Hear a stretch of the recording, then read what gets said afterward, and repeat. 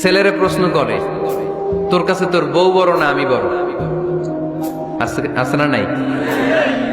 এটা একটা প্রশ্ন হইল। তোর বউ বড় না আমি বড়? দুইজনেই বড়। তো এক ছেলে সুন্দর উত্তর দিছে, আমার কাছে ভালো লাগছে উত্তরটা শুনে। এক মা প্রশ্ন করছে, তোর এতদিন আমি লালন পালন করে বড় করলাম, জীবন যৌবন তোর জন্য শেষ করলাম, আজকে বউ পাইয়া বউ তোর আপন হয়ে গেল।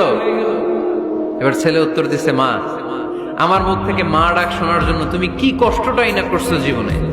10 মাস আমারে পেটে ধারণ করলা, খাইতে পারো নাই, বমি করছো, খালি ওষুধ খাইছো, তোমার পেট কেটে আমারে বের করা হয়েছে, 2 বছর আমারে দুধ খাওয়াইছো, পেশাব পায়খানা পরিষ্কার করেছো।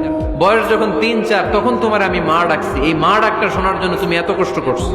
আর আরেকবারের মাইয়া এই ঘরে আইসাই তোমার মা ডাকা শুরু করছে।